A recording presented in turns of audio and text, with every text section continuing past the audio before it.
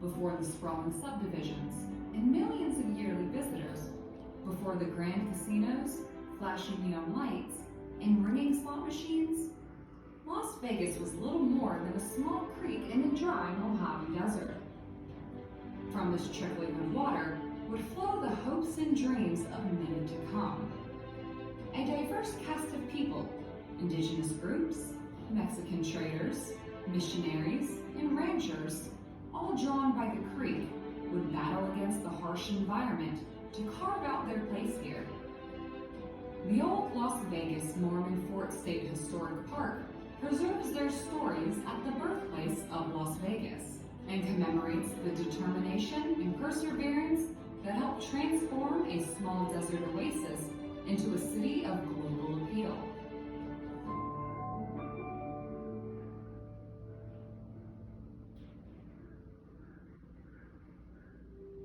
Las Vegas is a Spanish word meaning the meadows. A short distance to the west of here, water bubbled up from 3 springs and came together to form the Las Vegas Creek. This creek breathed life into the bordering areas and served as the primary source of water in the Las Vegas Valley. Mesquite, cottonwood, and willow trees all flourished along this thin ribbon of greenery. Lush strands of cattails and abundant grasses stood in stark contrast to the dry surrounding desert. This small oasis provided the foundation for everything to come.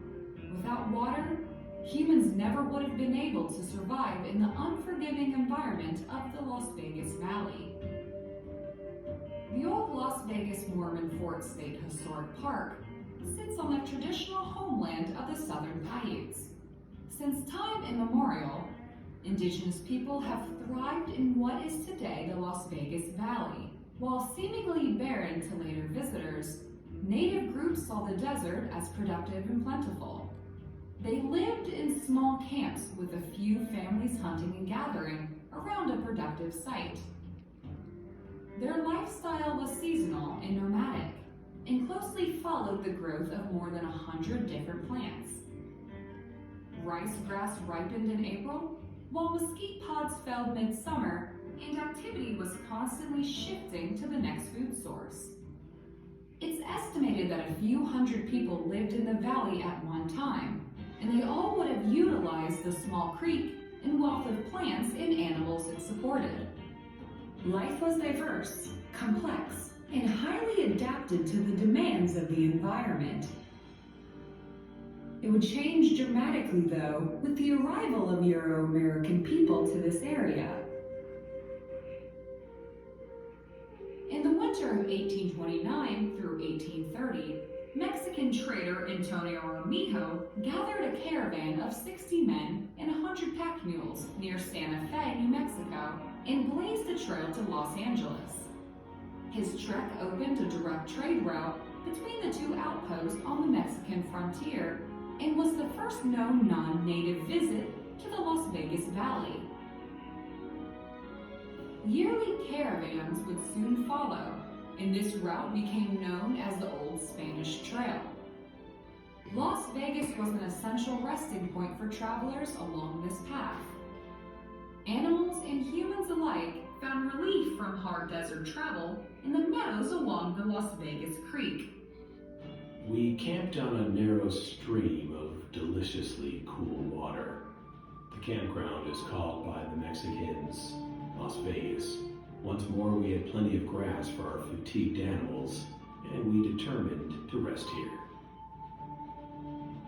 John C. Fremont, on a scouting mission for the U.S. government, came here in May of 1844 and created the first map to include Las Vegas.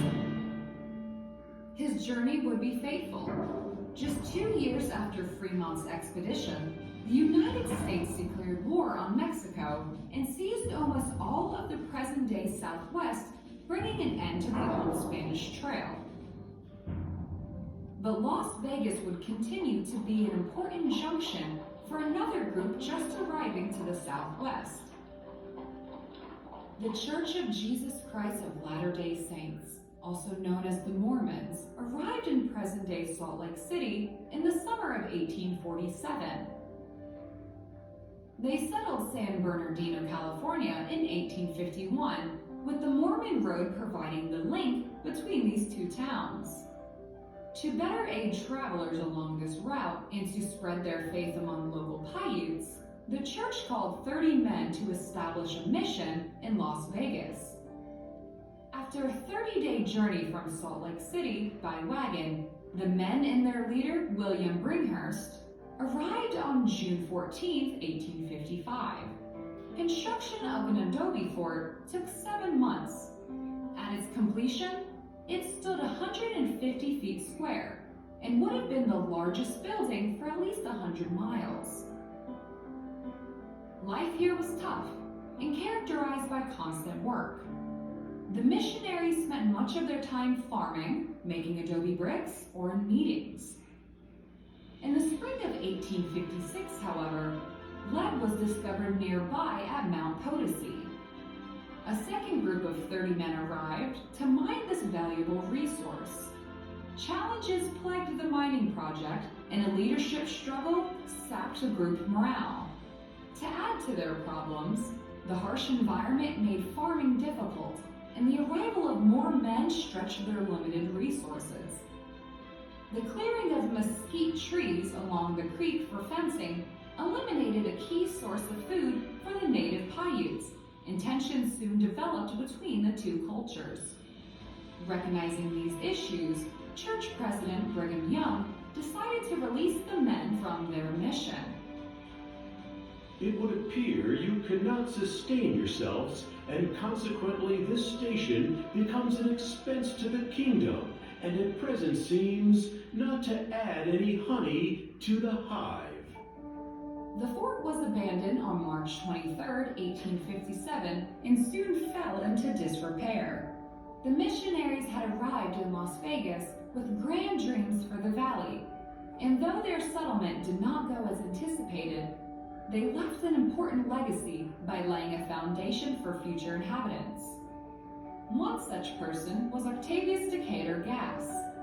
Gass was born in Ohio in 1828 and moved west as an adult in search of mineral wealth.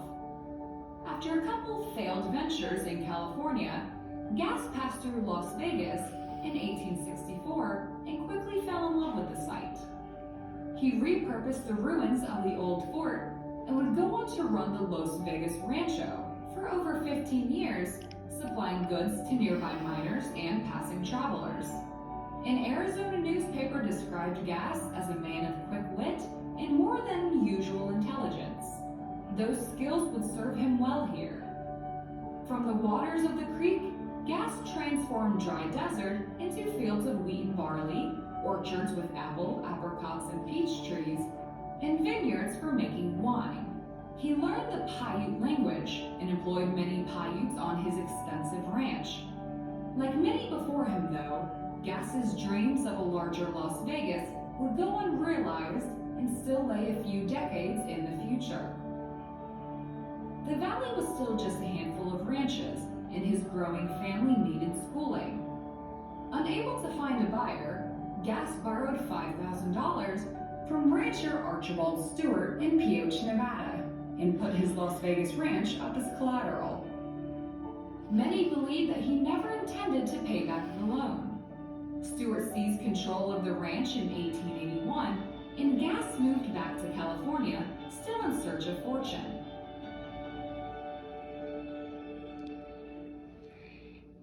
They were only supposed to stay for 2 years. Archibald promised his wife Helen that their time in remote Las Vegas would only be a brief diversion before returning to civilized Pioche. He would never get the chance to keep his word.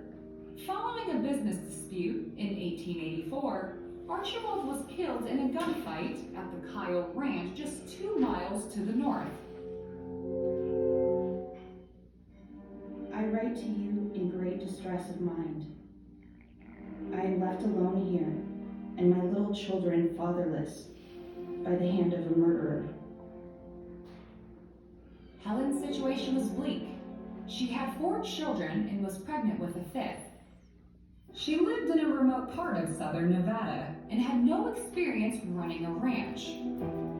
Despite all these obstacles, Helen was determined to succeed. She would go on to run the Las Vegas ranch for almost 20 years and eventually became one of the largest landowners in southern Nevada. Buying up almost all of the water rights in the Las Vegas Valley, her ranch was the centerpiece of the area. Helen was a sharp businesswoman and sensed that big changes were coming to southern Nevada. In 1902, she would sell this property and almost 2,000 other acres to the San Pedro, Los Angeles, and Salt Lake Railroad for $55,000. With the arrival of the railroad came a huge influx of people and goods, and a land auction in 1905 at Main and Fremont Streets marked the beginning of the Las Vegas we know today. Helen remained very involved in the budding city, becoming the first woman to serve on the Clark County School Board and the first woman to serve on a jury. For her resolve, strength, and perseverance, Helen is known today as the First Lady of Las Vegas, a title more than earned through her enormous impact on southern Nevada. Following the sale of the ranch to the railroads, the center of Las Vegas shifted to present-day downtown. Various people, including a Hollywood director, leased the property and continued ranching operations. Portions of the ranch were eventually turned into a resort. The creek was dammed to create a swimming pool, and both visitors and locals alike would escape the city to find shade and relaxation just north of town. The old fort was not finished, however, playing a pivotal role in Nevada's history. The construction of Boulder, now Hoover Dam, in the early 1930s was an engineering project on a scale never attempted. It would bring a reliable source of water and power to the desert Southwest. But the Bureau of Reclamation first needed somewhere to test concrete. They leased the Adobe building in 1929 and opened a testing laboratory. A variety of mixtures were created, and after a 28-day curing period, the strongest were sent to the Colorado River for production. After the Bureau of Reclamation departed in 1932, the old fort returned to its ranching past. The Daughters of Utah Pioneers leased the Adobe Fort and worked tirelessly to preserve and maintain it. The Friends of the Fort organization was created